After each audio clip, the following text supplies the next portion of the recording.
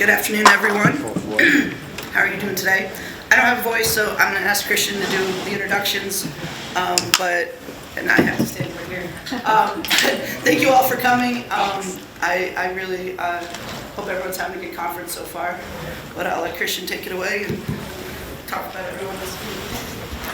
All right, welcome everybody. Thank you for coming to our session here at Advancements in Malting Barley. We actually have a two-part presentation for you today. First up is Dr. Mark Sorrells from Cornell University. His plant breeding and genetics program has bred some malting barley that's being used here in New York to produce excellent beers and spirits. He's going to walk you through what his updates are for this year, and then when he's finished, we're going to roll into a panel presentation that Ted Hawley has put together for us. I'll let him introduce his speakers because I don't want to step on his toes with that or give bad information. But so just so we can keep things rolling and everybody has enough time, I'm going to have Mark come up and get things started. Thanks, Christian. Good to see everybody. How many of you in this audience grow malting barley? Raise your hand. 2 people. 3 people. 4 people. Well, I hope you like what I'm going to tell you about today because I'm introducing a new winter malting barley variety that is bred and developed for our very strange New York climate. In 2021, I released 2 spring malting barley varieties. All of these varieties have something very important for New York. That's pre-harvest sprouting resistance. If you try to grow some of the barleys that were developed for Western Canada or Western US, you'll find that you can spit on them and they will sprout. They're that hot when they come out of the field, or even before they come out of the field. So I would encourage people to try our new malting barley varieties and see how they like them. They have met craft malting specs and they have good quality and good agronomic characteristics. And like I say, they have sprouting resistance and they have foliar disease resistance. 2 important characteristics for this region. Today I'm going to tell you a little bit about our barley breeding program. We started it in 2016. We actually started testing malting barley varieties in about 2013, and we tested barley varieties from all over the world. And it's really hard to find a malting variety that can be grown successfully in New York. We found a couple. One of the better ones was from Germany called KWS Scala, and it's still being grown to some extent here in New York. But we found out that if we want to be able to support a successful barley craft malting industry in New York, we had to develop varieties that were adapted to New York and had the characteristics that allowed it to be grown successfully. We named our barley breeding program Born, Bred, and Brewed in New York. I have a very talented group of people that work for me. I have 3 graduate students. I have a new research support specialist. My previous research support specialist was David Bencher. He retired in November. That's him right there. This is Peter Hyde, my new technician.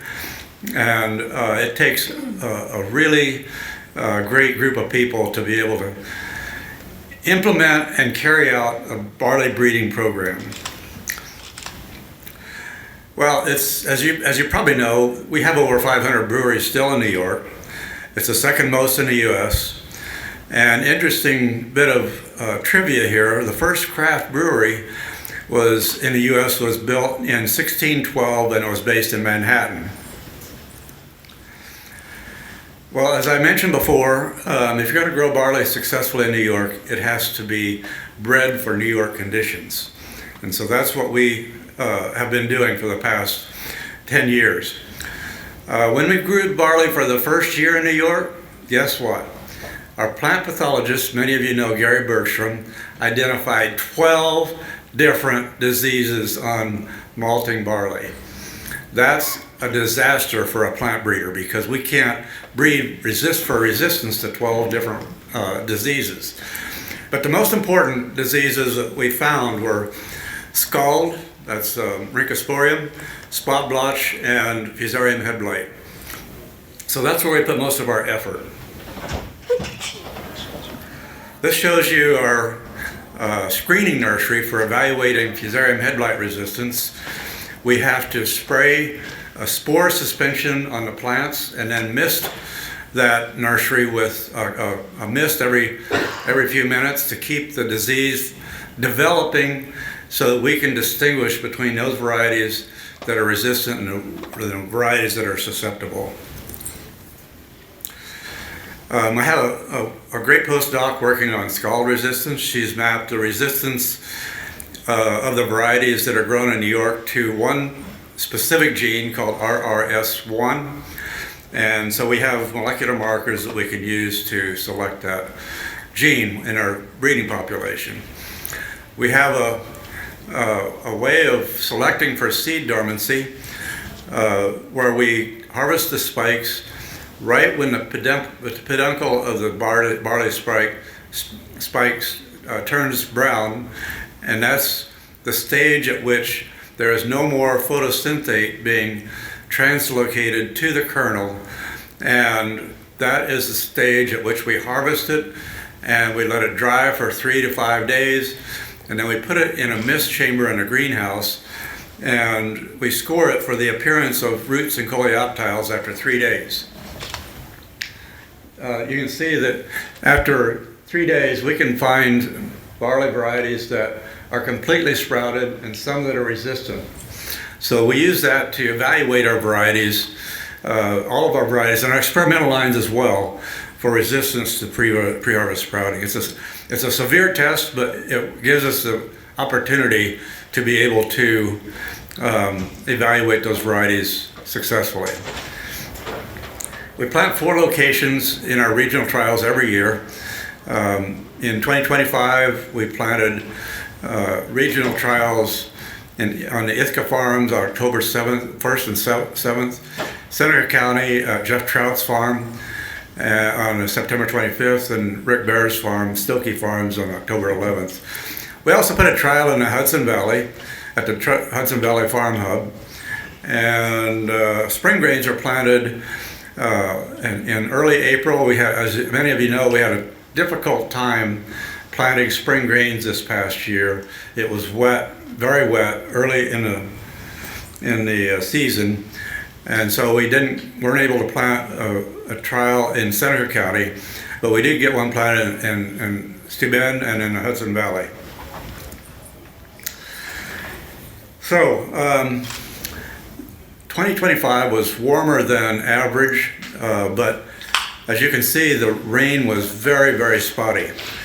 It was below average in March and April, but then it turned really wet and delayed planting of a lot of the spring grains. It rained hard in May and June, and in July it turned dry just in time to be able to harvest the crops successfully without pre-harvest sprouting.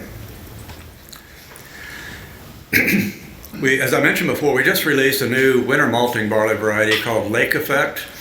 We think that's an appropriate name for a state that has lakes all around it, and even in Ithaca we get lake effect snow. So in 2022 we collaborated with Oregon State University to release the malting barley variety called Lightning. It's been grown some in New York, but our first winter malting barley variety that we developed ourselves specifically for New York was released just this last year, and there will be foundation and certified seed harvested this year. These are the 2 graduate students that worked on developing this variety. Carl is a pepper breeder in California now, and Seam is going to graduate hopefully in the spring. So this summarizes the agronomic traits of our winter malting barley varieties. Scala, as you know, has been grown a number of years in New York, SYTP was previously grown, but Syngenta discontinued that variety and would not allow us to grow it in New York.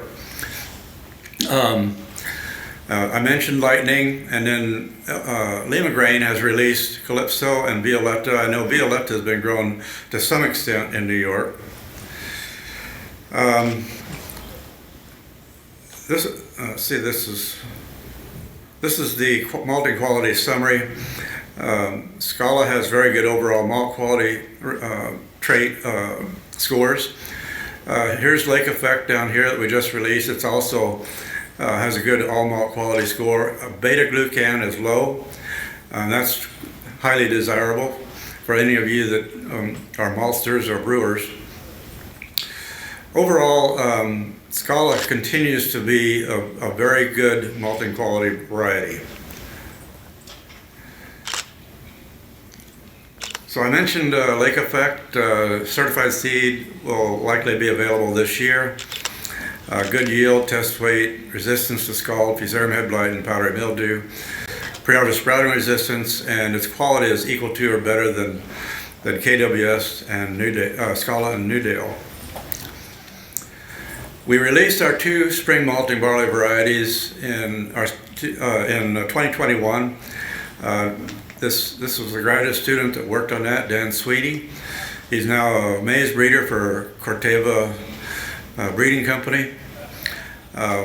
We developed that variety in 5 years from cross to release, and we used all the tricks that we could think of to speed that up, such as early generation testing, a winter nursery in New Zealand, genomic selection, and simultaneous purification of the best families.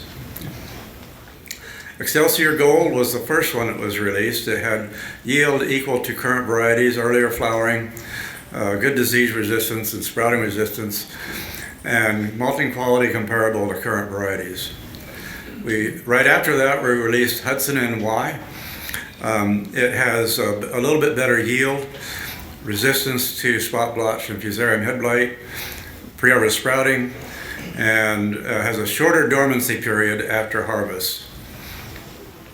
It's a little bit earlier to flower and has good craft malting quality. This summarizes the spring malting barley agronomic traits. You can see down at the bottom there Hudson NY and Excelsior Gold, and comparison to those other varieties, Newdale, Synergy, and Indigenesis. Quest is a 6th row. I don't think there's any Quest being currently grown in New York, but it's the only 6th row that we've had in our breeding program for quite a while. A lot of the feed barleys are 6th row. You can see that Hudson NY and in particular has good resistance to fusarium head blight. Both of them have above average resistance to sprouting. And this is the summary of the quality for the spring malting barley varieties. The all malt quality scores are especially good for Hudson and Excelsior Gold. They have good yields, plump seeds, and they meet the malt quality specs. We also have been working on developing a 0GN malting barley variety. These are some of the varieties that have been reported to have low or 0 GN, and we've tested a lot of those in our trials, but none of them are very well adapted to New York. So we've started moving the 0 GN trait into Lake Effect, and we hope to have a variety that is a 0 GN Lake Effect variety in about 2 or 3 years. So I just want to close by thanking our sources of funding as well as our cooperative extension agents who have done a marvelous job of training New York State farmers to grow this crop. It's a challenging crop to grow, especially in our climate, and they've really done a wonderful job. Also, we have Cornell Cooperative Extension faculty, Margaret Smith and Gary Bergstrom, both of whom are now retired, and I will be joining them in December. So this is my last Brewers Conference unless I decide to come back in retirement. The good news is that they've hired, or they've made an offer to the small grains breeder at the University of Illinois, and she's a very, very talented small grains breeder. If we can get her to come to Cornell, you'll be in good hands. So with that, I'll stop and take any questions you might have. Thank you.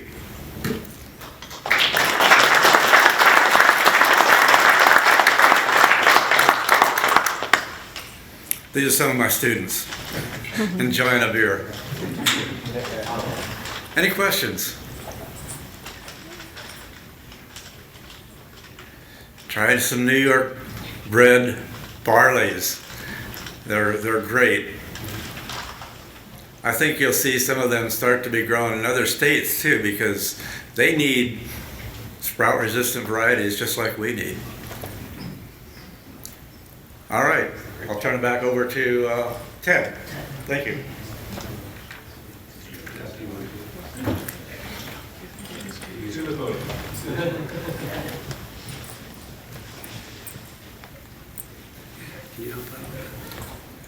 So to complement Mark's program, which Cornell has done an exceptional job for our whole industry. These tests and variety trials and Mark's endless efforts to breed something for our region is key to the success of what we do here. But I'm not going to micromanage here any, but so I'm going to have, like I said, complement Mark's program. I have a grower here that's going to talk about his growing success of malting barley, and then we'll go with a brewer that's having success with brewing with it. And if we have time, then maybe I'll have something to say. But I'll have them introduce themselves. We have John Kast from Kast Farms from Albion, New York.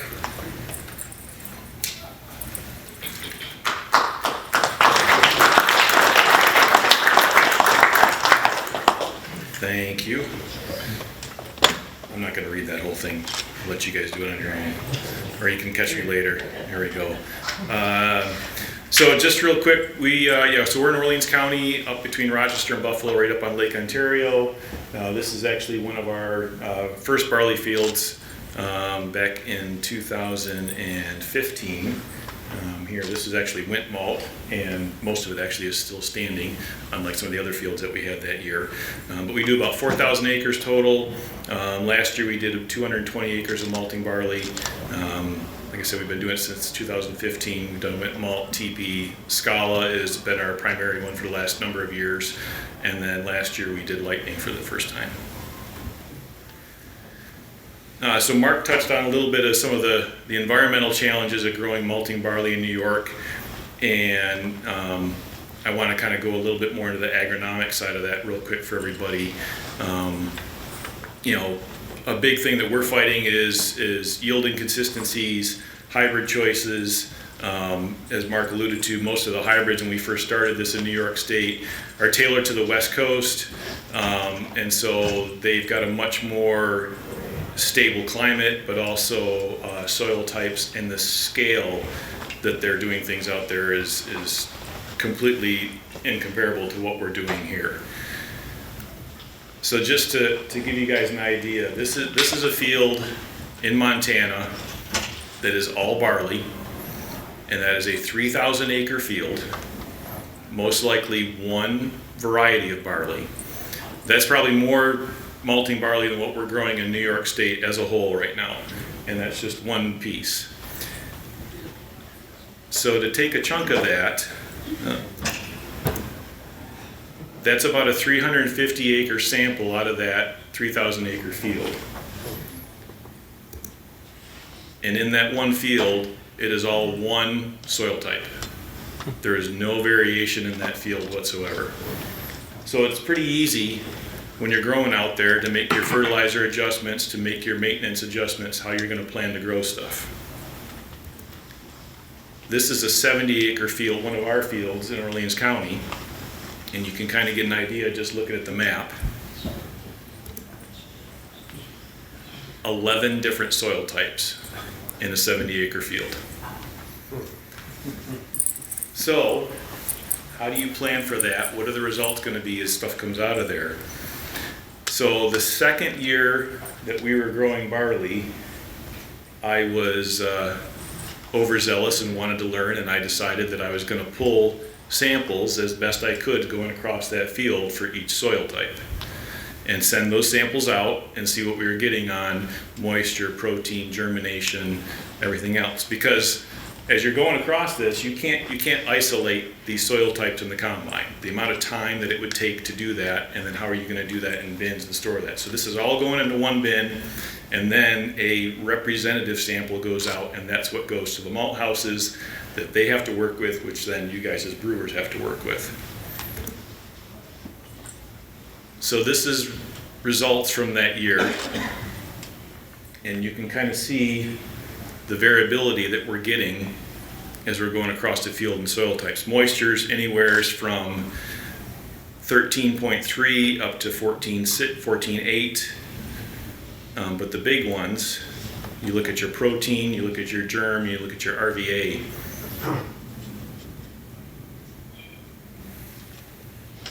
So you're running, germinations from 98 to 80, RVA 180 to 144, proteins from 11.5 to 9.5. But this could also be a good thing, because what do you get out of a giant 3,000 acre field in Montana? You get Coors, you get Budweiser, you get the same thing every year in and out. That's what sets New York stuff apart, is these little nuances. As this stuff goes in, it blends, and we get numbers that are workable, and the malt houses are learning and have been working with these for a number of years on how to get the best product out to you guys. This is our terroir, I guess is a way to put that. The other challenge, this didn't quite show up as well as I had hoped on here. The other challenge for us, so where we are in Western New York, most of our really good early soils are tied up in apple orchards or in grapes. So there's very rarely any spring grains done on our way. So it's all winter grains that are put in. So to kind of give you an idea of how we have to plan things out. So this is August of 23. So in August of 23, I'm deciding how many acres I'm going to plant, what variety I'm going to put in, and what my fertility plan is going to be for that year, how much fertilizer I'm going to put down, how I'm going to manage that. In September is when I'm planting. This is July now of 24, is when we're harvesting that crop. Okay? This is November of 24, that's about when dormancy would break on the barley. And then we're going to get into January here of 25 is when a lot of our product goes out. So before dormancy breaks on that crop, and before I ship any of it, I have to make decisions. What am I planting for the next year? How much? What variety? Fertility. And then I'm planting. So before I ship anything, I got to decide what I'm putting in the ground and planting for the next year. And then that cycle continues. So if in here, we're in June or May, and a supplier says, oh, one of my breweries just shut down, they're going to cut their orders, or they're closing one of their branches, they're going to cut their orders back, so I've got to cut what I'm going to take from you. I've still got all that sitting in my bins, plus I have this already in the ground that I now have to deal with for the next year. And along with this time frame, so what you're getting here in July and coming through, everything that's going to happen to that grain is done back here.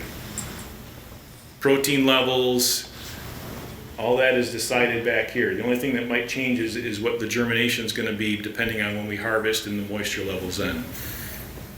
So, our decision-making process is extremely spread out on the farm side of things, which is that, for us, that's our biggest challenge, is working through all that. So just to kind of jump to what Mark was talking about, last year was the first year that we did lightning, and this is what we had coming out of the field. So the July numbers are what we were testing in the field, and there's a typo. My moisture should be 15.7 and 15.3 on both those numbers. It was a little bit higher, which was odd for us because we planted the lightning before the Scala. Our Scala came out of the field at 13, and then we harvested the lightning later, so it seems to mature a little bit slower than what Scala does, we're finding out. So we would probably, if we had planted it this year and we were going to be harvesting lightning, we would let it sit a little bit longer. But the protein was great, test weight was really good. As you know, Mark alluded to, it has a really strong dormancy, which seemed to come out of that in October. I do have retests now out there on that. But to go to that schedule that we were talking about there, because of that time frame, so I'm sitting on this lightning right now. I'm still sitting on some remaining 25 crop as well as some 24 crop. So we didn't put any barley in this year for the year going ahead, because I've got essentially 3 bins worth of product that we need to move through before we can do anything else here. So drink more beer, make more beer, and I will grow more barley. And I think, Ted, are you coming up, or Michael? And then we'll just do questions for everybody at the end. Michael Coons.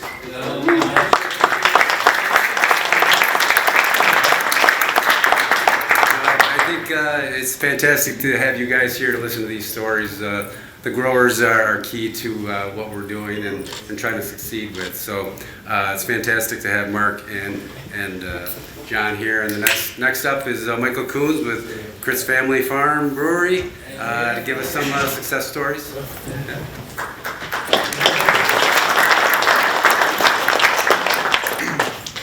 Hey y'all, how you doing? So I'm Michael Coons. I'm the brewer at Critz Farms in Cazenovia. We're an agritourism farm. Beer and hard cider is my responsibility, but we also do retail and wholesale pumpkins and Christmas trees and apple orchards and like that kind of bring your kids, bring your family, have fun playgrounds. That kind of vibe is who we are. I'm the, I don't know if this, oh look, it's me, Lord. I moved to New York from Florida, where I started my brewing career at Infinite Ale Works in Ocala, which is a Belgian-style brewery. I did my master's in brewing science at the University of Nottingham. Graduated in 2020 and focused primarily more on microbiology, dissertation on spontaneous fermentation. That was kind of my academic background side there. And I currently also serve as the district president for District Western New York of the Master Brewers Association. So come to our table, and shameless plug, if you sign up for our mailing list or drop a business card, we'll enter you for a 1-year membership in the MBAA, and we'll sponsor that for you. So that was my plug. The beers, if you grab my beer from the back, the Pilsner and the Porter are 100% New York grain. The Haze is 90% New York grain, and the standard IPA, the 11, is about 85% New York grain. Because basically what I'm going to be talking about is the values that led us to choose to be very, very focused on New York with our brewery. So at Critz Farms, we're a 40-year-old family agritourism farm. Maple syrup and blueberries and pumpkins and Christmas trees and apples and hard and soft cider and beer and corn and sunflower mazes and hay rack rides and all that kind of stuff. So very seasonal activity, come to the farm and experience. So because of that, agriculture is really a big part of our brand.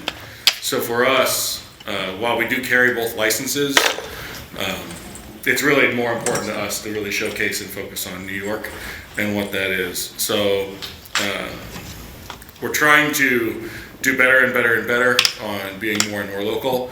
Last year, about 40% of our total sales were on the farm, and about 60% in distribution. We're anticipating that to shift more towards the farm in the coming years with the state of the industry. Last year, 70% of all of our malt was New York grown, and New York malted. And then this year, our target is at 85%. Right now, I'm at like 97% total, so I've got some wiggle room for the rest of the year, but the goal is to try to keep that number as high as possible until I can get to 100, because for our particular business, that makes sense. Last year, 15% of our batches fell between 20 and 50%, and everything else was 80% plus. So we really are trying as much as we can to really hit the New York part of the business. We are a farm, we grow stuff, and so when I was hired, I've been at the farm for 7 years, and we were growing barley for malting and growing hops for brewing, and it took a while, but I finally convinced the farmer, we could buy this cheaper than we can grow it, and it's not an easy thing to grow. John would. So if we're really good at growing pumpkins, we're not very good at growing malting barley. So we eventually cut that out of our business because, one, it cost us more money to grow it and have it malted than it cost me to buy better quality New York grown malt. So it was just an easy cost, and the quality difference was significantly high. We quickly learned that, just throwing the seed at the ground and throwing some fertilizer on it once in a while isn't the best way to get a high value product. It's a great cover crop. And it covered, but unfortunately then I had to make beer out of it, and I was not pleased about that. It was kind of a blend-in situation. And so that was also nice because it put us in a position that I had more time to be more invested in my relationship with our maltster and care more about the product that's coming to me as opposed to trying to worry about the product that I'm going to get out of the field that we were not managing well. So I kind of wanted to I'm kind of trying to make a pitch for people to try to use more New York. So this is kind of my pitch is, why are we making these decisions? If you're going to use New York malt, what is driving those decisions? Obviously, the critical aspects, your COA matters. You're going to look at that, you're going to get everything you can out of it. It's not going to look the same as a COA, so you kind of might have to spend a little bit more time looking at what does that fine coarse difference mean for your production? How is that going to affect things? Are you going to have to change your expected efficiency? Are you going to have to use a little more malt?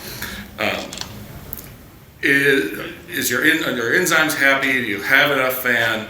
All those things that we know we have and we're very comfortable with the larger malt brands. You might have to look at that on your COA just so you know what you're working with, because it's not that you can't use it, it's that you might just need to think of it differently. Another major decision for Critz Farms, as I mentioned, is our brand identity. Like, that brand, who we are, is local. Who we are is agriculture. It would be very off-putting for our brand not to be focused on trying to use local. It's kind of why would you? We can't, we're a farm, come to our farm. Don't worry, we bought these pumpkins in Massachusetts and we're gonna, so no, we don't do that. So if you're making that decision, how core to your brand is local, and what does that mean for you and your brand? Cost is obviously a factor. It's no secret that New York grown malt is more expensive. But that said, how is that, actually calculating how much that affects your product, I think is a really important thing to do. If you've not been using New York malt because of cost, calculate the cost. Because you might be surprised that it's not nearly as large as you think the difference would be.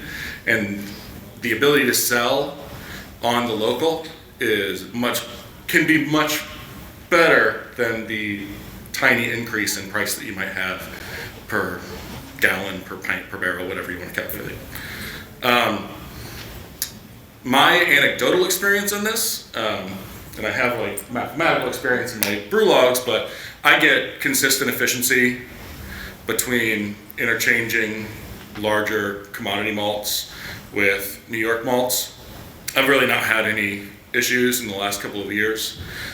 7 years ago, I think I had one or two where my instinct at the time was to blame the maltster, and my instinct now looking back is no, I'm an idiot and I fucked shit up. So I'm much more inclined to blame myself now. But the maltster's still always wrong. I don't know, it depends on the maltster. I don't know. Boss is yellow, yeah. I'm not trying for a price increase right now, so I'm not going to be talking about maltsters in a negative way. And then something that's also really important to us as a farm and just as a food manufacturer of any sort is traceability is much, much nicer when I can easily go, okay, my maltster is right there, and that malt came from right there, and I can easily point a direct line between these things, and I can feel confident that I am getting very good traceability on all of my malt from the field to the glass. And that's another one of those, like, it's a part of the culture of our brewery, also an important, food aspect. It's something that we should be all focusing on, at least in my opinions. Anyway, so when it comes to trying to make this decision, there's a couple of ways that I thought you could try to accomplish this. Like, do you start with your beer? Like, do I know what I want to brew? And then you try to build grain to fit into that. Do you start with your ingredients, like, ooh, I really like this grain and I want to use it? And obviously, in the real world, none of us do that because there's 1,000 factors we're considering when we're brewing a beer, and we're trying to decide when we want to brew a beer. If we want to brew a Pilsner, what kind of flavor profile do we want for that? Are we going very particularly traditional for one region, or are we trying to do something unique? There's so much wiggle room that it doesn't really work. So why I brought that up, only this beer will tell me. So I had some thoughts about specialties and adjuncts that I wanted to share. Seemed like 7 years ago when I started at Critz Farms, and then prior to that worked for SUNY Morrisville in beer. There was primarily a great deal of base malt options, and specialties and adjuncts hadn't really come along as far in New York yet. And I thought that was going to be a much larger push than it ended up being. I really thought that, well, it's always going to be Briess for me for caramel malt. It's like, I just know Briess is the only way I'm going to make it work. And at this point, I've completely replaced all of my caramel and chocolate malts with New York malts from Briess to New York. The consistency is really surprising. One thing that John said that I thought was really interesting is that the diversity and the uniqueness of the grain is what makes New York malt special.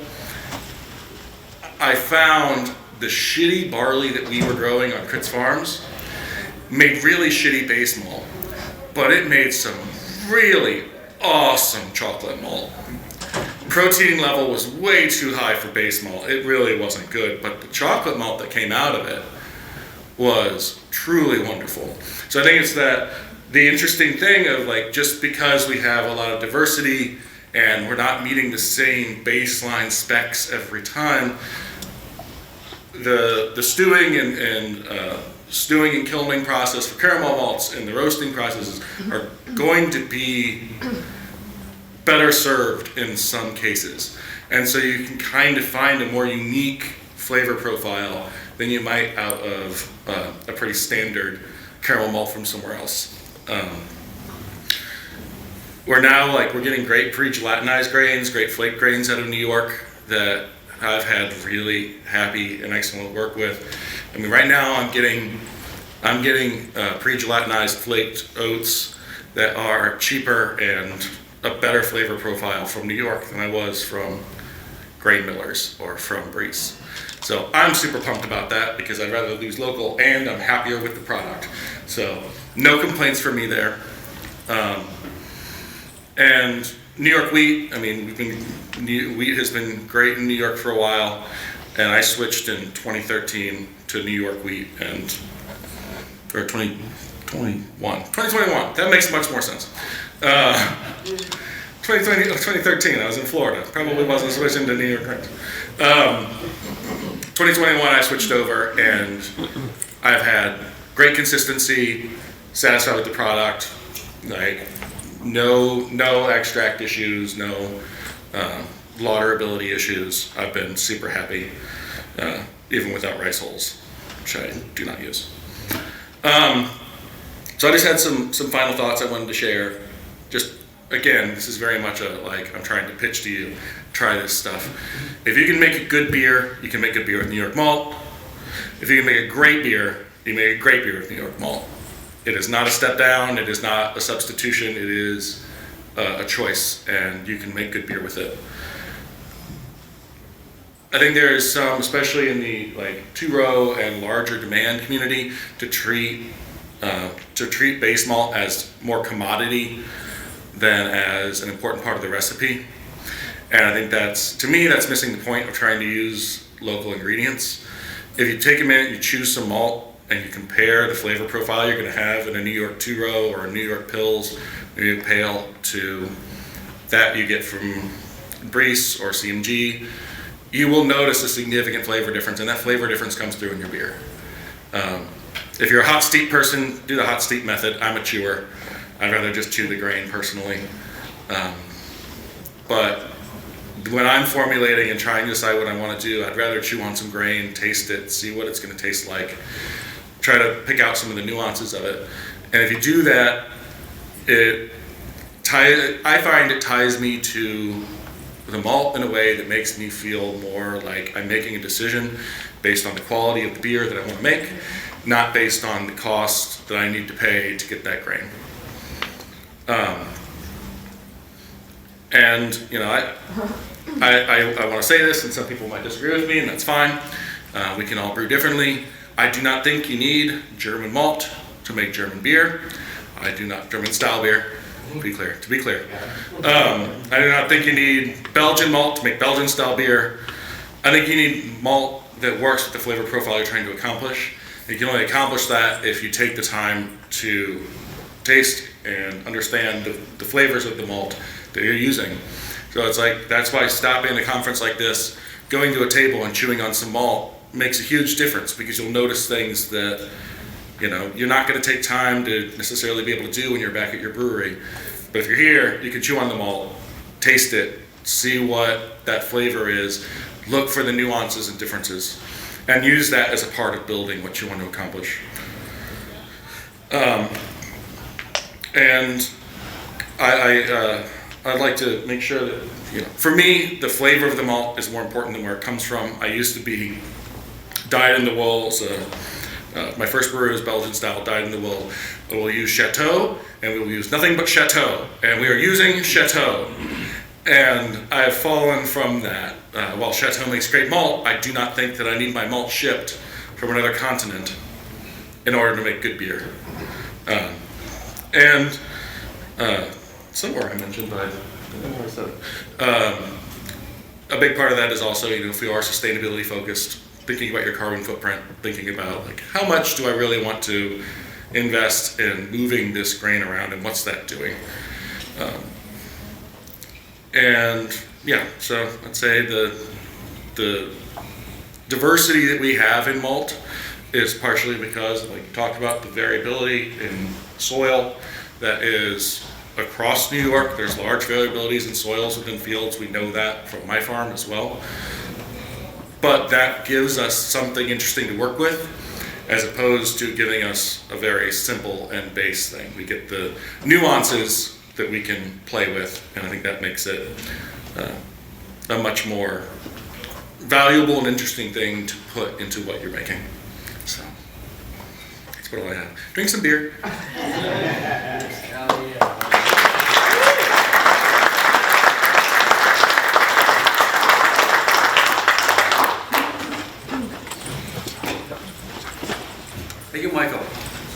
Fantastic. Couldn't have said it better myself. I'm not a brewer, so yeah. There we go. I'm Ted Hawley from New York Craft Malt. Quick introduction is first malt house to register in New York State post-prohibition, and we started at making the base malts. Then we went into roasting, and then we're flaking. So I believe we're one of the most diversified malt houses in the country at the moment. This is our malt house and farm. This farm was bought by my great-grandfather in 1909, and that's not AI. That really happened. So, anyways, I'm gonna get the little story. The story is all about where we were and where we are now, I guess.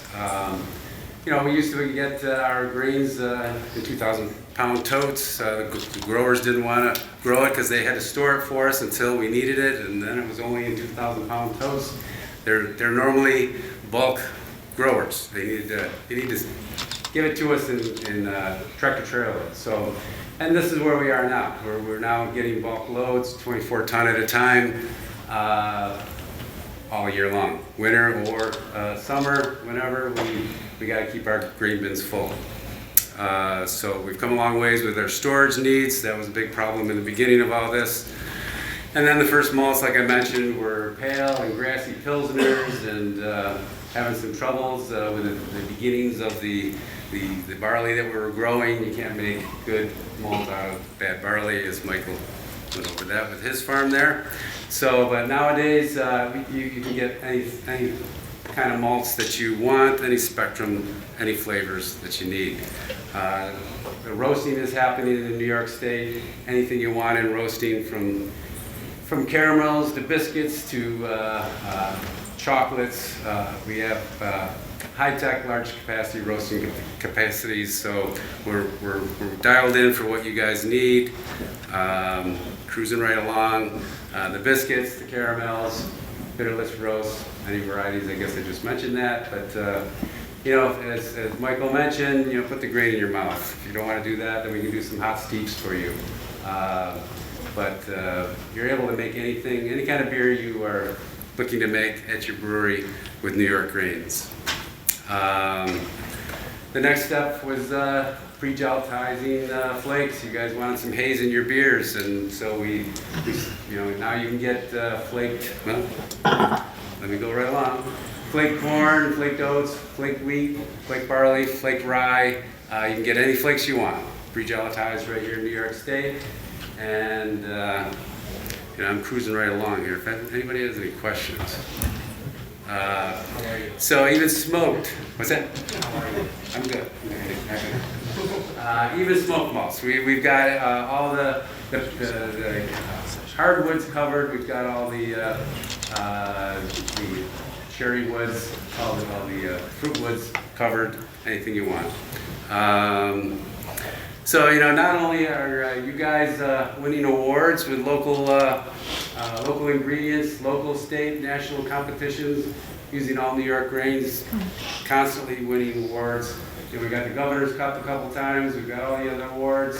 You know, it's too many to mention. I'm sorry if I didn't put your picture up here, because I know a lot of you guys have already won awards.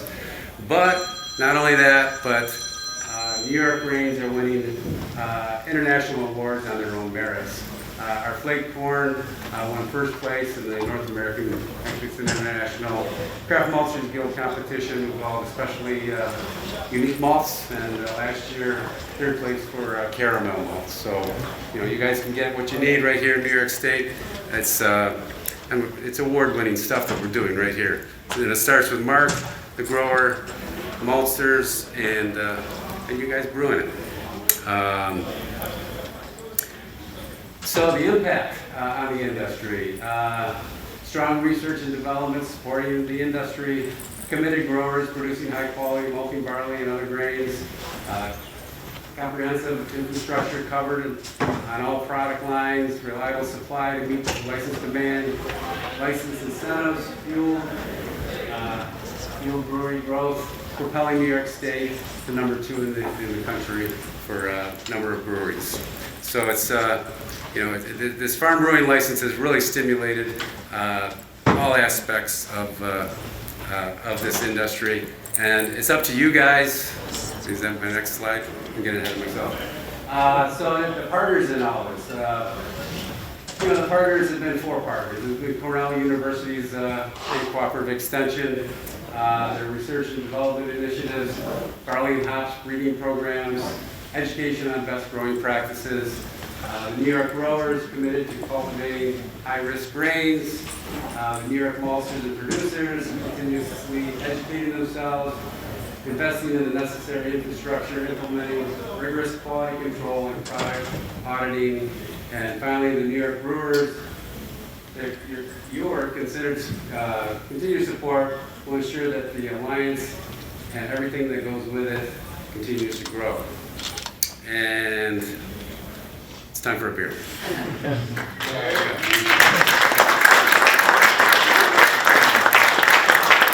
think we got time for questions. Yes, Good. for questions. Any questions? You raised your hand, I saw it. You were just stretching. Oh, you're giving me one. Yes. Ted, first of all, your flake corn is delicious, and I love using it so much.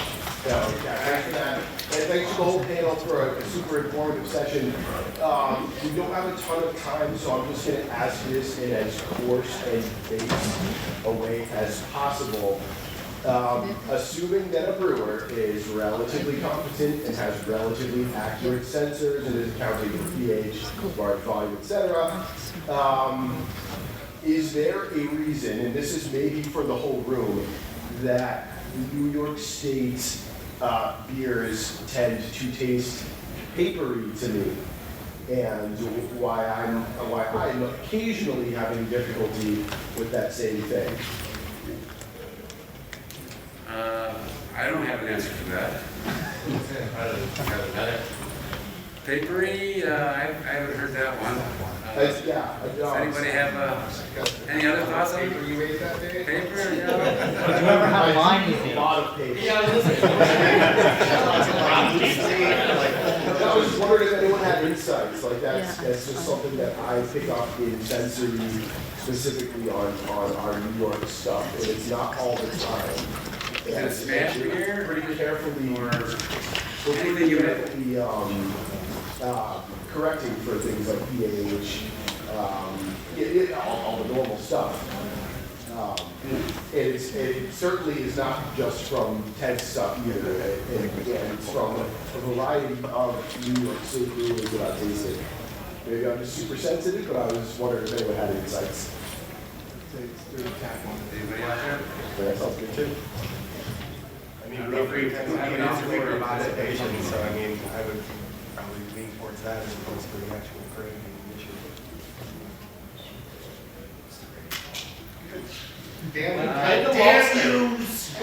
It's always almost. My fault. Yes, sir. Hey, Ted, I'm used to just handling, all 50 pounds at a time. Maybe John or somebody to kind of give us an idea how much grain does it take, or how much area does it take to fill a 50-pound bag? I'm just not used to, you got acres, this 30,000, 3,000.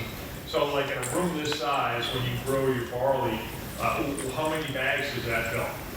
So our best, I shouldn't say our best, our average yield is right around 80 bushels per acre on the barley. Which is good. Yeah, which is pretty good. Our lightning last year did 115, which is our best yield. A bushel is how many bags?